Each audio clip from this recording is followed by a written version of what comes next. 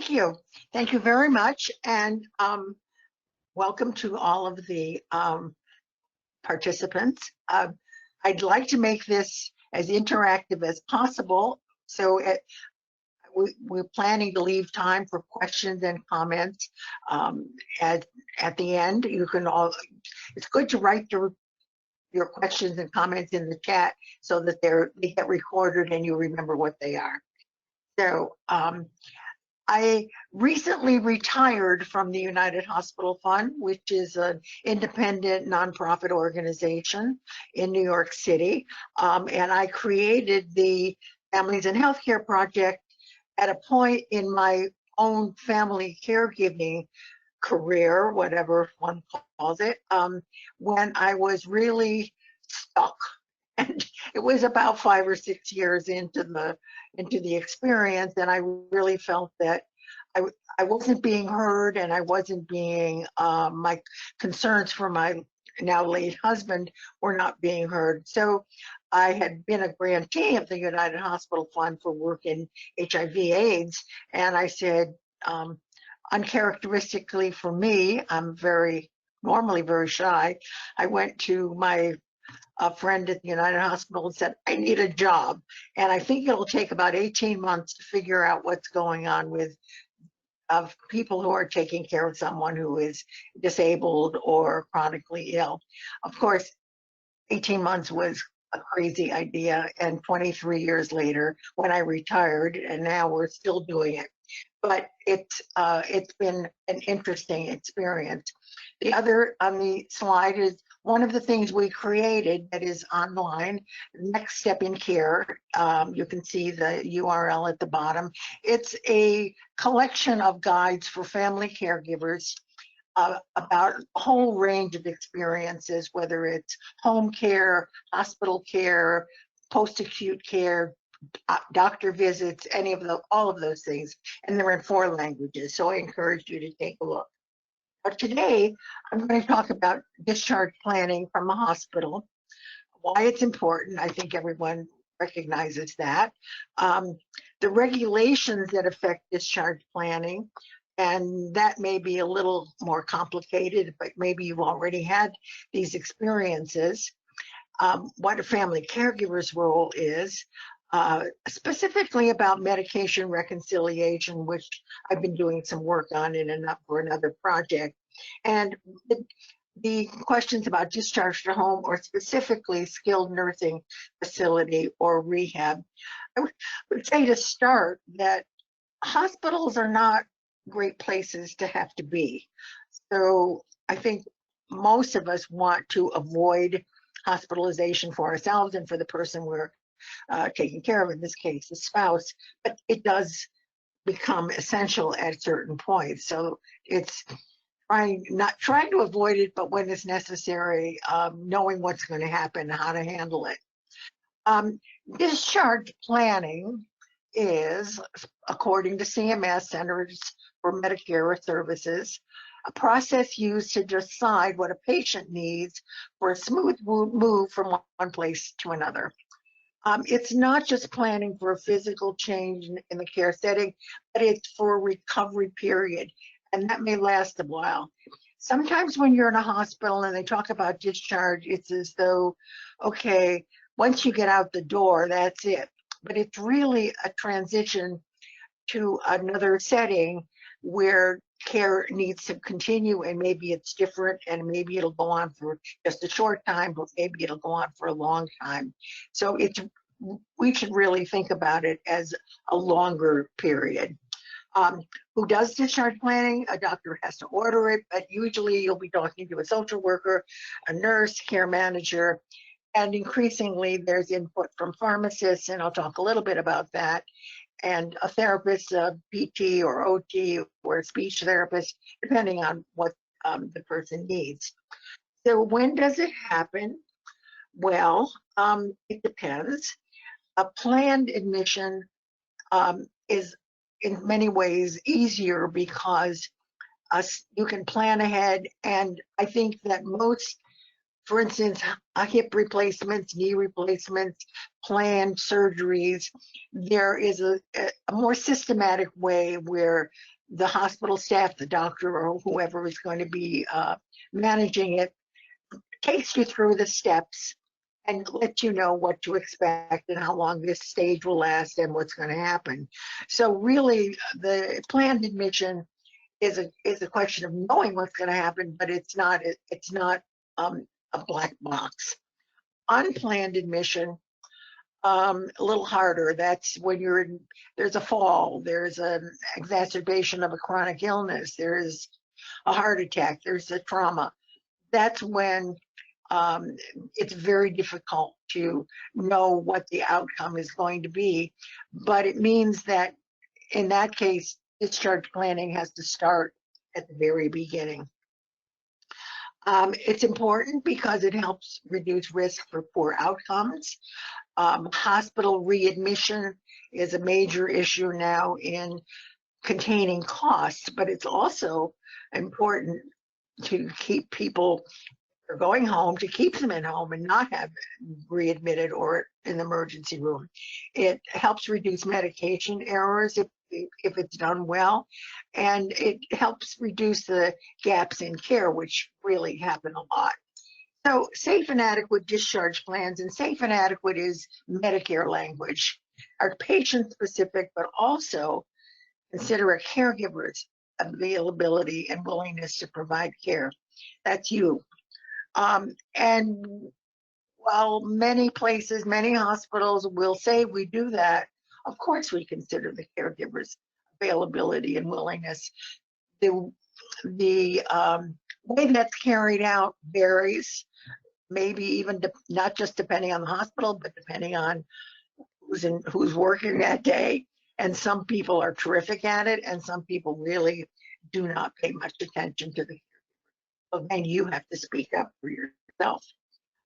Here are some regulations that may influence the hospital stay and are important to know about. Hope they don't happen.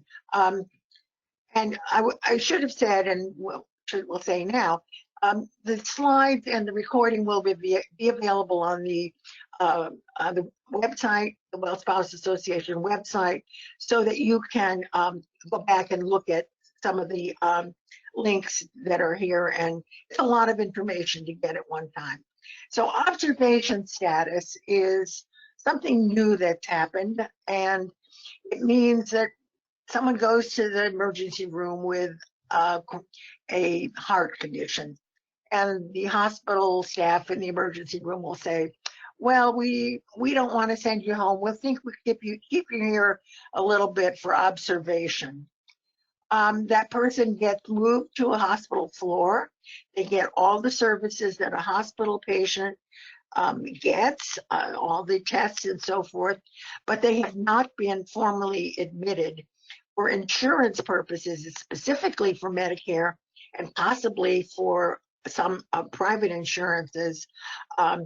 It's all based, the costs are based on as if these services were being provided in a doctor's office. So that means the costs are higher. They're not just bundled into hospital costs. So that's a very important thing to know about if you're going to wind up with a big bill at the end of 3 or 4 days, 4 or 5 days, or even longer, which happens, and you've still been presumably treated in a doctor's office. So if you're an inpatient, you're formally admitted with a doctor's order. So it affects the patient's hospital bill, and it also affects the costs of post-acute care discharge to a rehab facility. And this is, again, Medicare. You have to be admitted for 3 days in a hospital, or Medicare will start picking up the skilled nursing facility costs when you're sent to, not directly home, but to a rehab or skilled nursing facility. And so that can, if you do that, that can be a really terrifically high bill. So, all right, so what do you do? The patient has the right to be informed if they're on observation status, and there's a form called a MOON form, Medicare Outpatient Observation Status Notice. so that if you have not been formally admitted, the hospital needs to tell you that. And that's a formal Medicare law, but it's also in many states. So you have to make sure to get that form. And as I said, this admission status affects how much you have to pay. And Medicare Advantage and commercial insurance, you should check with your company. So ask the hospital, has my family member been officially admitted, or is he or she under observation status? And take notes. Note that the hospital can change the status from inpatient to outpatient. You're supposed to be informed. Currently, there's no official way to appeal observation status. So that's a big gap. It's being litigated, and you can find out more about that at the Center for Medicare Advocacy, which is an organization that really takes on these big issues. So one would hope that you don't encounter this, but if you do, you hear the word observation status, pay attention. That can mean money, it can mean delays. Now, HIPAA, you probably have heard about it and have had experience with. It's the Health Information Privacy and Accountability Act, federal law to protect medical information from unauthorized use. My guess is that, maybe I'm wrong, you can tell me if I'm wrong, that if you're the patient's spouse, you're not going to be as at much risk of some doctor or nurse saying, I can't tell you anything because of HIPAA.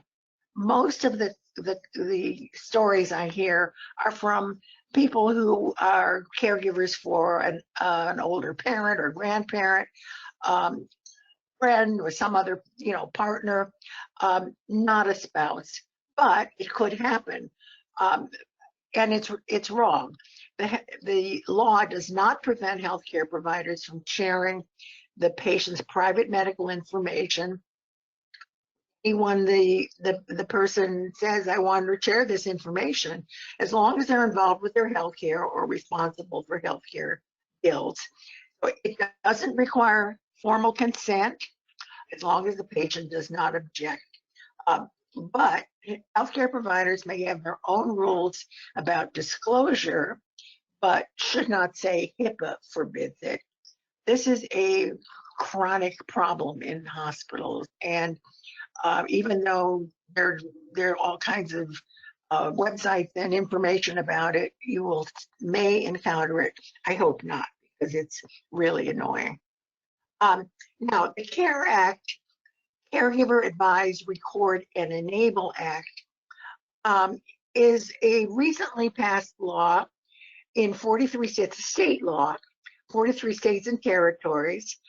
Provisions vary. It was advocated very strongly by AARP after the first report that actually I was involved in as a co-author, called Home Alone, and it was about family caregivers providing complex medical care. And the idea was that we found in that national survey that people who had been hospitalized, their caregivers were not given any training about how to manage the care at home. And so the AARP decided to advocate for this law. So it's intended to ensure that family caregivers are identified and trained to provide post-discharge care. It only applies to hospitals so far, but there have been discussions about applying it to other settings. Each law, the laws vary, but there are 4 basic requirements. The patient has to be given an opportunity to identify a caregiver, and that information has to be documented for the person's contact information.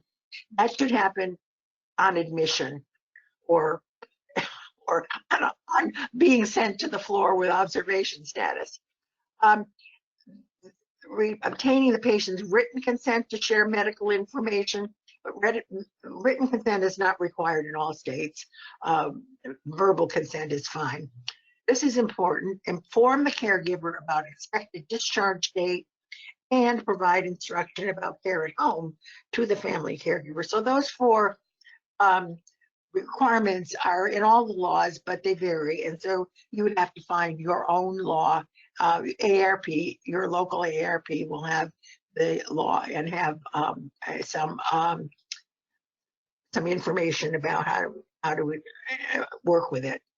So hospitals are required to establish a safe and viable plan of care, even if the patient does not name a caregiver. And many persons in hospital stay do not want to name a caregiver. They don't want to burden their family member. They have an idea that they will be able to manage alone and so forth.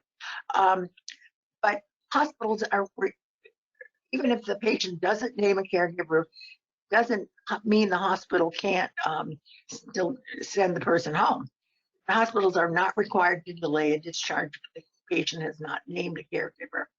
That was one of the sticking points in the legal discussion. So if a patient names a caregiver, saying you, person doesn't have to accept the role, although I expect all of you would have accepted it already. The instruction for post-discharge care can be provided in a number of ways, demonstration or video.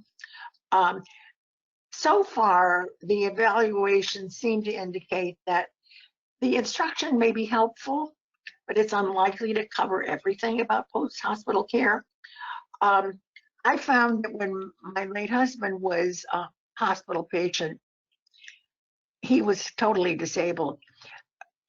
Everybody wanted me to be there all the time and watch what they did, but nobody would let me touch him. I don't know what they were afraid of.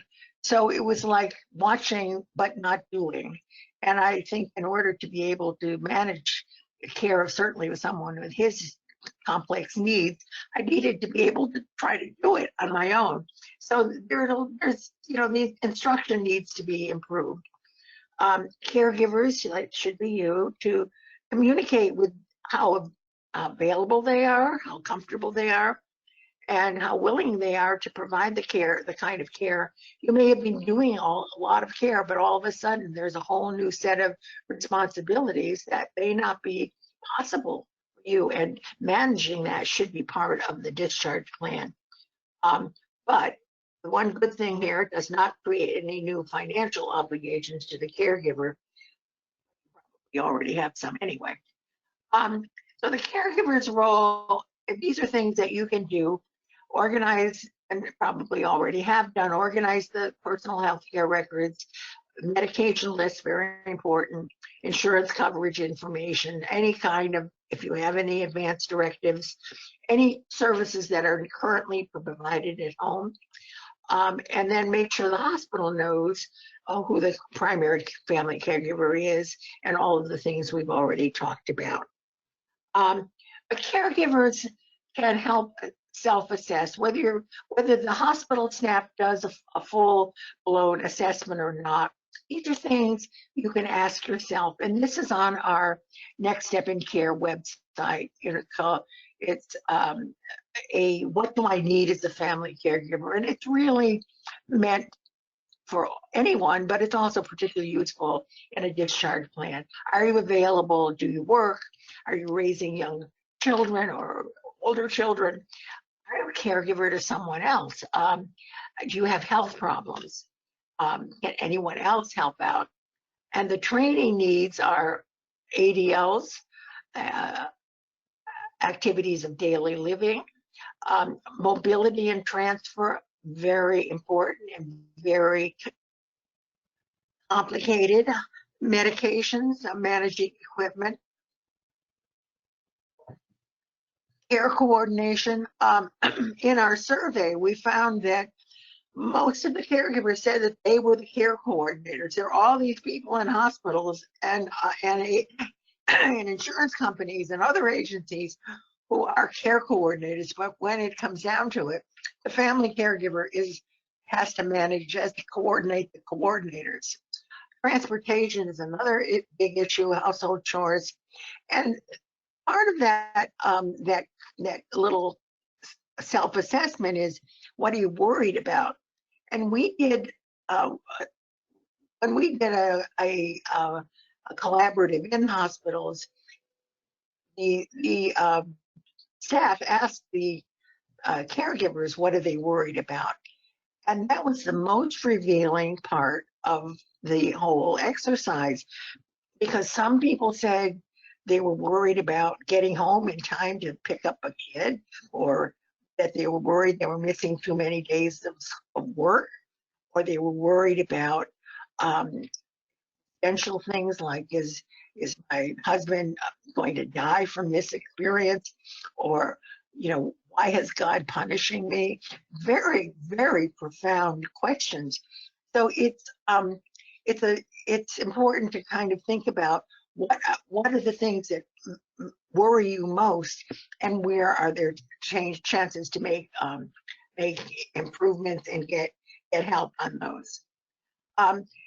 Post-acute care is a term that I just learned in doing a recent project. That's going home with nursing or home care services, short stay at a skilled nursing facility, at an inpatient rehab facility, or long-term acute care hospital, or a nursing home, a residential facility. The Often the staff will say, well, we're really going to have to send your husband, your wife to a nursing home. And that scares everybody. What they really mean is a short stay at a skilled nursing facility, not a long stay in a residential facility. These are generally the places where people do go. The most common concerns that family members have about transitions to post-acute care, and this come from the literature, but also from a series of focus groups that my colleague Christina Ramos-Callan and I did with family caregivers and some others. And timing was a big issue. There's little notice. They don't know when this is going to happen. Late notice of discharge or transfer. They need time to consider the options, but time just never seems to be available. And as I said, they may simply be told, we're sending your partner to a nursing home, without explaining what that means. The information available is very limited.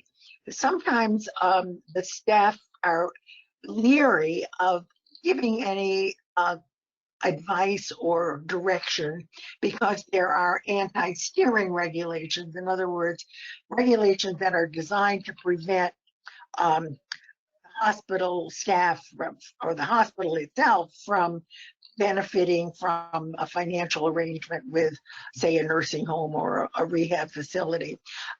There's new guidance coming out on what staff can really say, but I haven't seen I don't know that there are the actual regulations yet, but that has been a big issue. So you may want to follow how that is played out, because it may mean that more information is available. Sometimes patients and caregivers disagree about where to go. I want to go home. Yeah. But going home is not quite the right place at the moment, and if you're the caregiver, you may not be able to provide all the care that's needed. So there's some negotiation that may be required, and patients who are eligible for home health care, which is not everybody, may refuse home health care. There are, let me just go back here. There are websites, both there's Nursing Home Compare, there's Home Care Compare. These are federal websites. And recently, a good change was that the Nursing Home Compare now makes a difference in quality measures that are designed for short-term rehab and long-term stay, because before it was all long-term, it would seem to be all long-term stay, and that was not what most people looking for post-acute care wanted to know. So that is a good change, and we haven't seen any, that is just too new to really have any idea how that's working. So going home, what you need to know, this is a next step in care form. And knowing when the discharge will take place, obviously, getting the home ready, providing or arranging for transportation, depending on whether you need an ambulance, a car, person can get in the car, whether you have someone drive. All of that is important. And again, the medical nursing tasks, the coordinating home-based services, visiting nurse, physical therapy, all of those things are really important. Receiving and setting up medical equipment like oxygen, like a new wheelchair that may be something that hasn't been available before, all the kinds of things that may be needed at home. But when they show you in the hospital, it's always a different model. It's a different machine. So you really need to see how the one you're getting from the vendor is important. Managing medications, preparing special diets, those things are really important.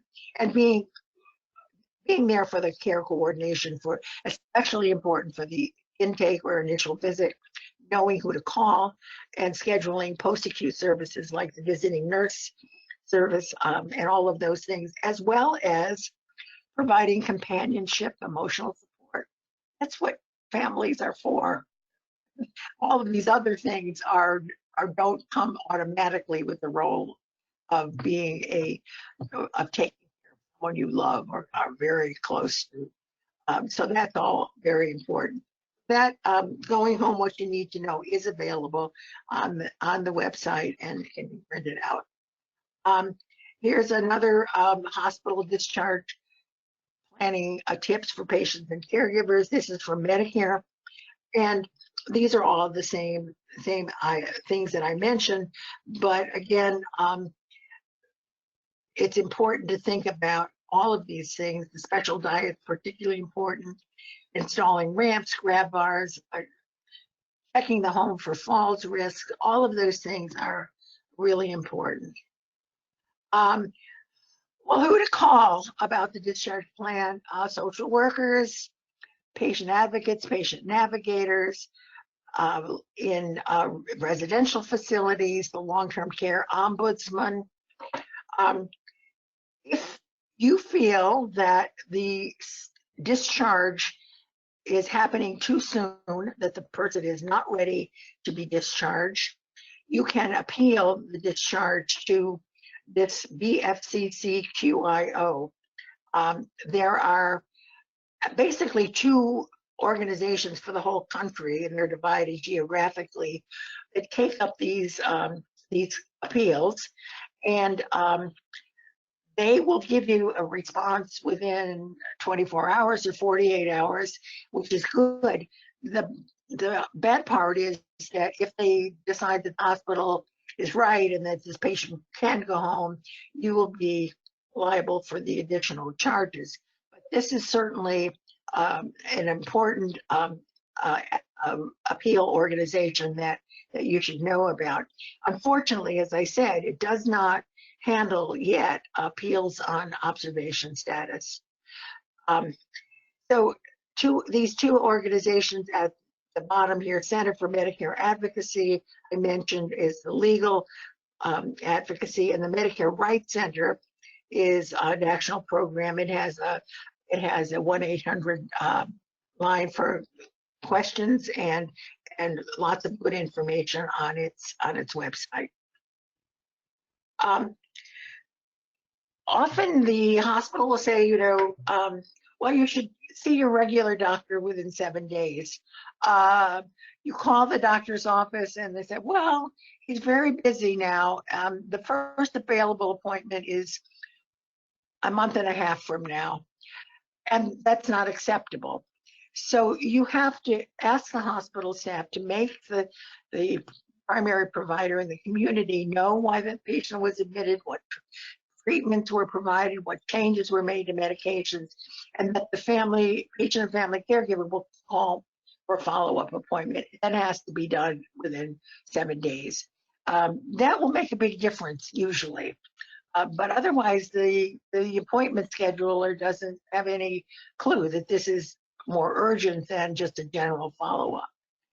So you can do this. You can call and say why you need to have the appointment right away, and then ask to speak to a nurse, the clinician, and then if you're still having problems, insist on speaking to the doctor. It's not a pretty role to be always complaining and advocating, but it's absolutely essential. Medication reconciliation and management is a big issue.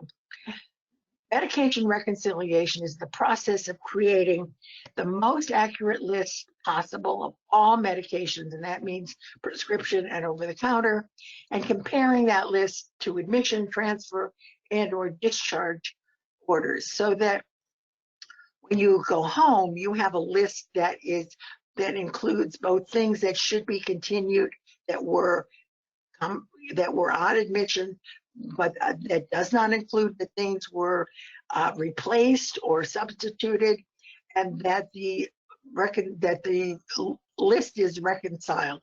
And I kind of think about it as balancing your checkbook. You want to have all of the things that are going out balanced by the things that are coming in, and they should be compatible.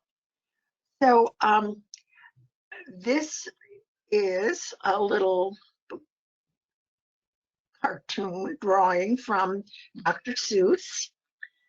It's called You're Only Old Once, and it's a very charming book about an elderly gentleman who goes to the hospital and is presented with all of these medications. So it's kind of not what you think of as Dr. Seuss's territory, but it's really it's a very astute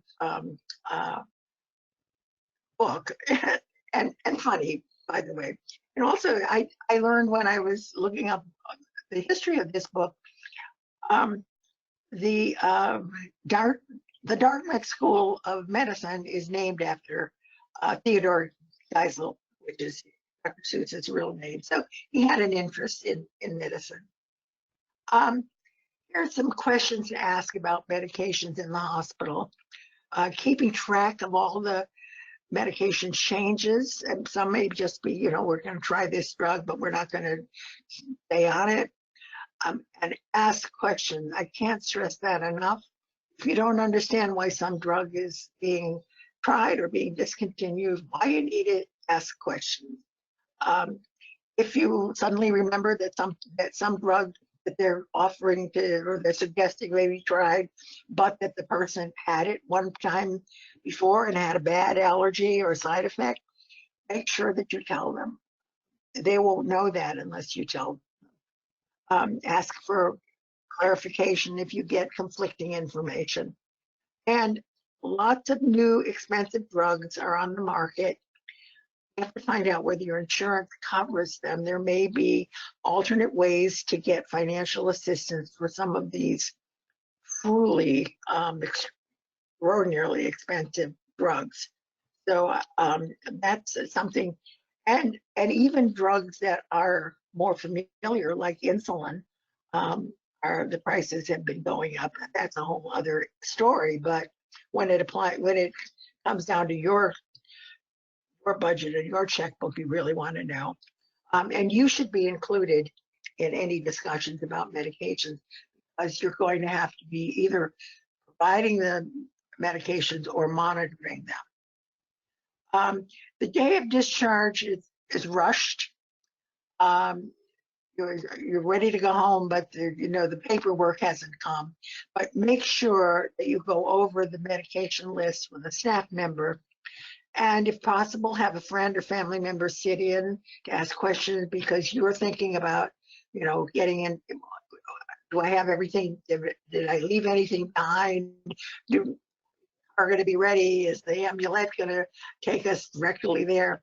So look out for the most common discrepancies. That's a duplication of medicines that would often due to the hospital using a different brand of the same drug. So you'll find that um, they'll say you say the patient takes Lipitor, and the hospital says we have a atorvastatin, which is the generic name, but that would mean if you're doing both that you're getting a duplication of the medication, or the opposite, omission of drugs that should be on the list. Um, Information about dosages, when to discontinue or reorder, or drugs for which you know there is a known side effect, and ask who to call when you have questions about the medication list at home. And often your pharmacist, if you have a good relationship with a pharmacist, can be very helpful in going over that list, especially if there are a lot of new medication. So a little bit about the post-acute care. I think I mentioned all of these things, that it's a very important choice, and it's very hard to make a good decision because it's the information that you want is often not available, and external factors may limit your choice. The insurance constraints, there may be a narrow network in your health system. Interpretation of medical necessity, whether the person really needs to have this level of therapy, and whether the facilities in your area are able to provide the services.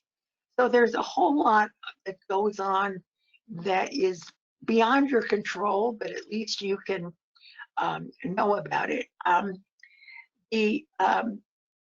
The United Hospital Fund Quality Institute rather, did a study of post-acute care and all the difficult decisions. I mentioned a little bit about that before. These reports are on the website. This is the part that I worked on, the illusion of choice. And we asked the patients and caregivers in our focus group, why did you choose the place that you actually went? And location. It was convenient. They knew something about it. Some people were willing to go further for specific services. And the intensity and availability of services was really important, especially if there were any services that were needed, special services, such as a ventilator, specific disease supports for ALS, on-site dialysis. If the person needed dialysis 2 times or 3 times a week, did they have to go to another facility? Or that was considered a real problem. And for some people, we're not going to be able to go home. Is the setting appropriate for transition to long-term care?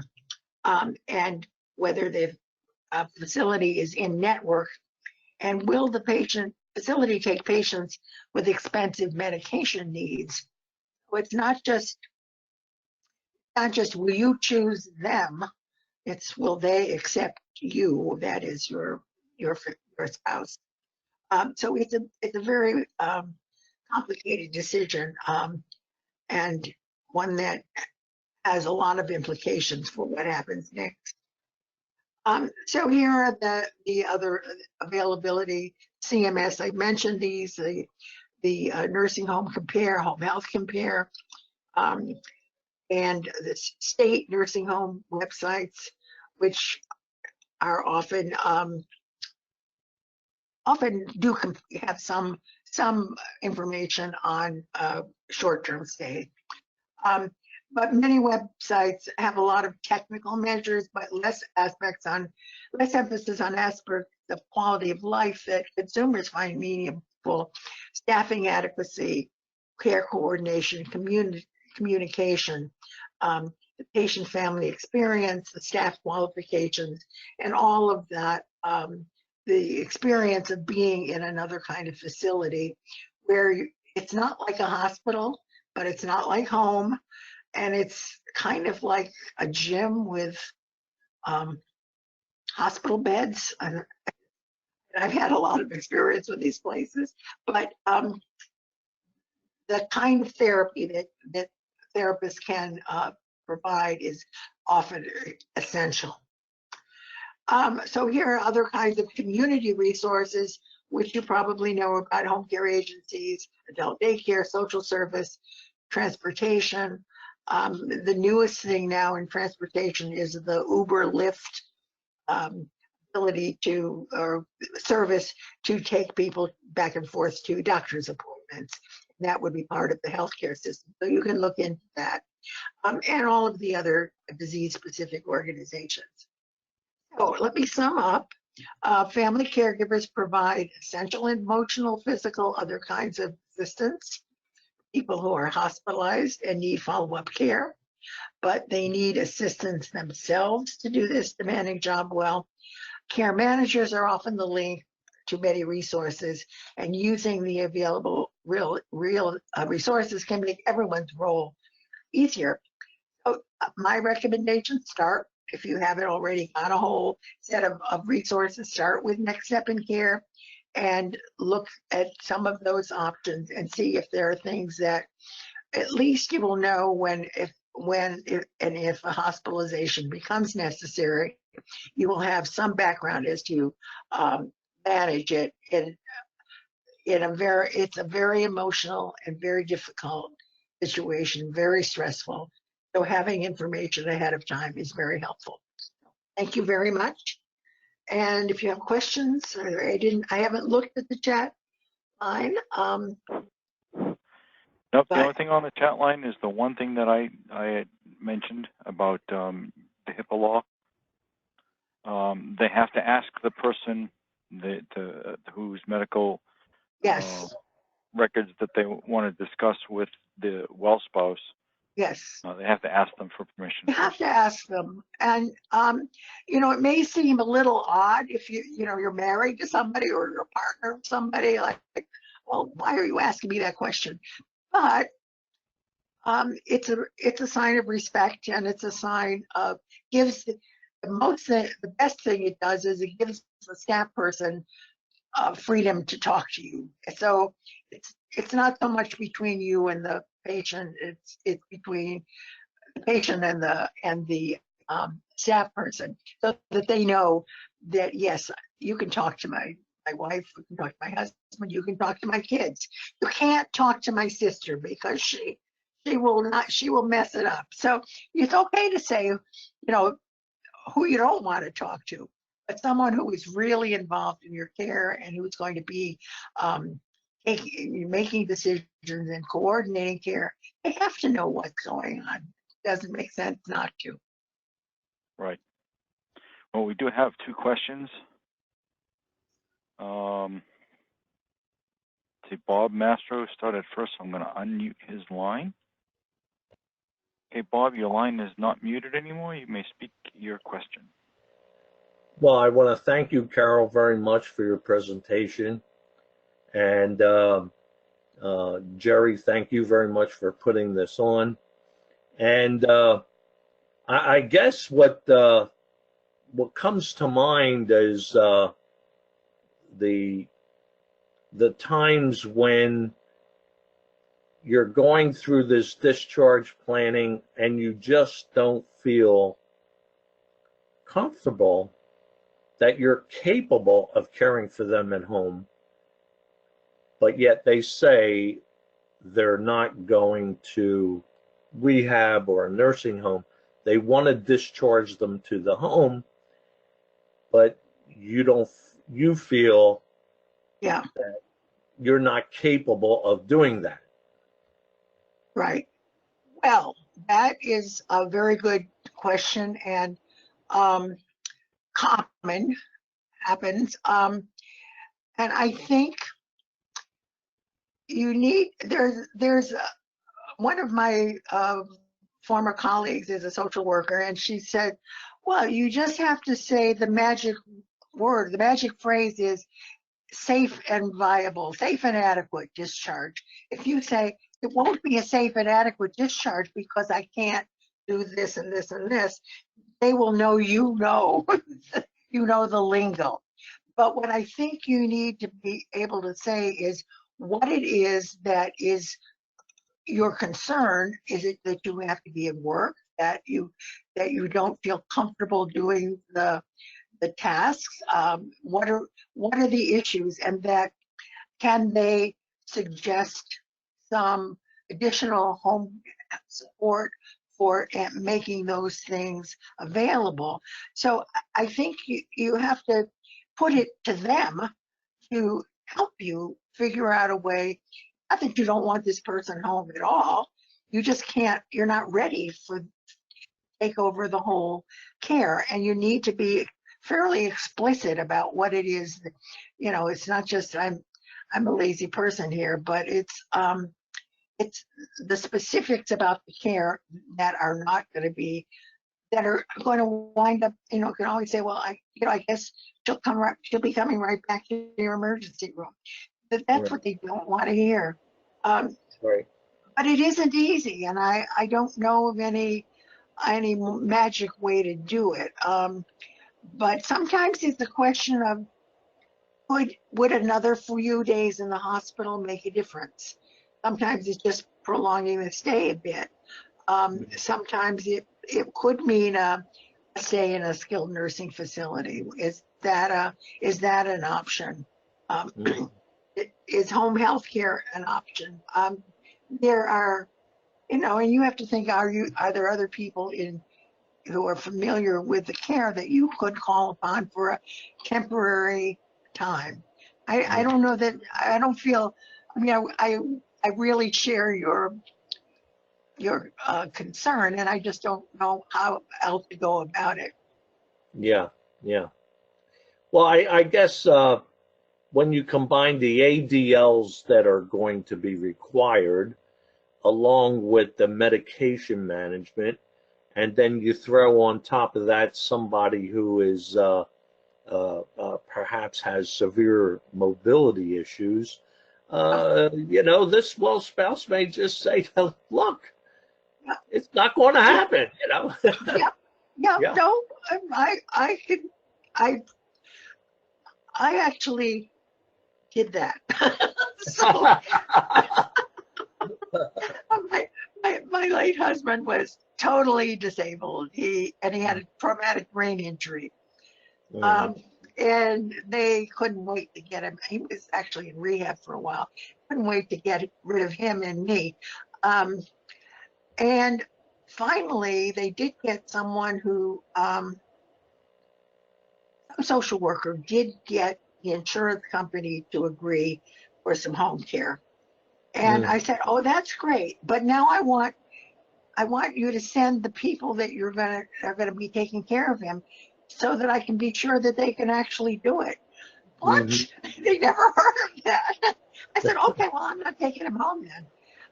I said, suppose somebody comes and they're used to taking care of frail old ladies, and here's a big man who's totally immobilized. So they did send two people. First one was fabulous and was with me for months. And the second one was a woman who tried, and she said, I really don't think I can manage this. And I said, thank you for being honest. And they sent another person. So it's sometimes you just have to, say, I can't do it. Yeah.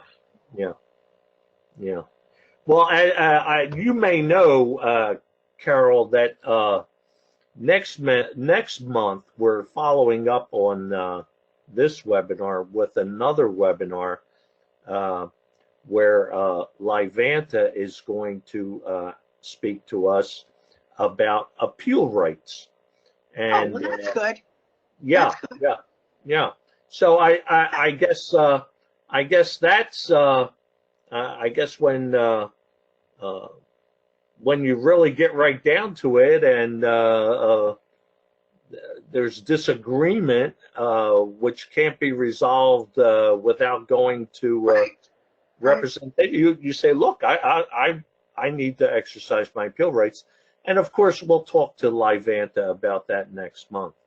Yeah, that's good, because I mentioned it, but I couldn't go into it, and honestly, I don't, I haven't done the research to know All I know is I have talked to the people at the BBFCCQIO, mostly about the post-acute care, not about appealing a discharge. So that's great. That should follow nicely on this.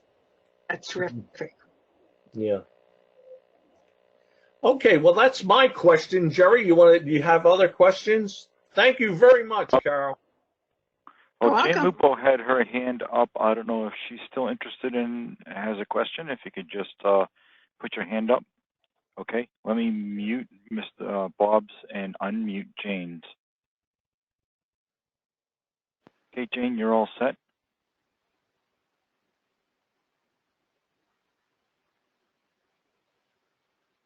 Jane, you can speak. I can't.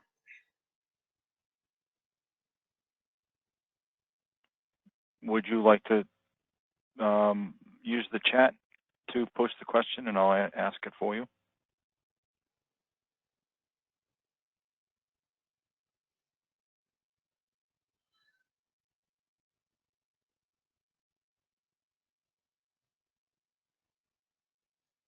Oh, go to the question pane. Okay, hold on a minute. Jane has no question. Sorry, no question. Okay, never mind. Gina Gerazia has a question as well. Is having a follow-up doctor appointment within 7 days of discharge for health or financial reasons? I'm sorry. Say the question again. Gina Gerazia writes, is having a follow-up doctor appointment within 7 days of discharge for health or financial reasons? Yeah, I'm not sure. It's one of the things they always say. I think it's a good idea. You think that your doctor, your primary care doctor or a specialist doctor, knows that your spouse has been in the hospital. They may not know that. I often tell people, don't trust that the hospital will do that. Some hospitalists do and establish a good relationship with them, but often they don't know. So you can call the doctor's office and just say, I just want Dr. So-and-so to know that my husband was admitted to the hospital for whatever, and that we'll be calling back when he's discharged for a follow-up appointment. Maybe the only time they know that there's been a hospital stay. It's not like the old days when doctors visited patients in the hospital. There are a few that still do that, but mostly they don't. So you can add it to your list to do to make sure they know.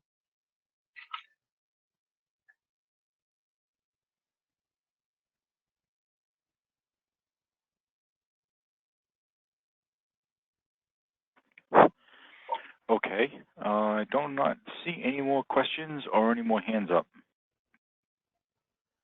Does anyone else have any questions or anything they would like to say? We have 5 more minutes or we can close it early.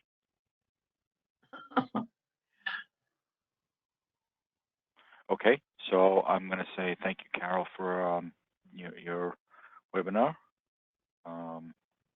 Jane Post, thanks, Carol. Great presentation. And if anyone has a question that they thought of or hasn't wanted to ask, you have my email. Oh no, it's set wrong. Oh dear, it's an old email address. I'm sorry. It's I don't think I can change it here. It's clevine18 at outlook.com. Oh, this was as I said, I just retired and that all changed. So anyway, clevine18 at outlook.com. Edna Culp had one, but seems like she. I was looking at it and not even seeing that it was not the right one. Okay. Yeah. Anyway, thank you all very much. Okay. If you cannot get a hold of Carol and you wish to, you can reach out to me or Bob. We can steer you in her direction. Let's see, we got Dina says thank you. So Okay. Dina's all set. Bob's all set. Bob did actually have a question. I don't know if you were able to answer it or not. He says, what if I'm not capable of taking the patient home? Well, then I think you have to say that directly. And you have to say, what are the other options? Is this something that is the reason you can't do it permanent or temporary, or is it something that can be ameliorated by temporary help, or is this a situation where there has to be a decision for a completely different placement, like a nursing home placement or assisted living or some other sort of thing? But I think the most important thing is to be honest and to be open to different, different options that might be presented that might not be what you prefer, but that may in the situation be the only thing that you can do. It's something to think about. It's something to think about in terms of any future things that might occur. It's not, it can happen, but you need to be pretty explicit in your own mind about what it is that you can't do and what it is that would help. And if it's nothing, then you have to find a whole other arrangement. Okay, understood.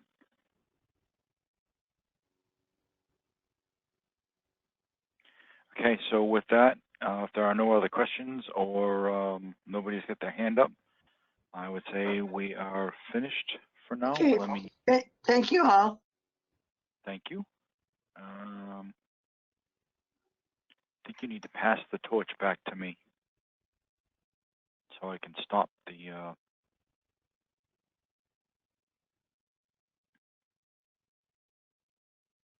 oh, okay, so I'm making it my, and I am going to, no, that's not the right one. Stop recording.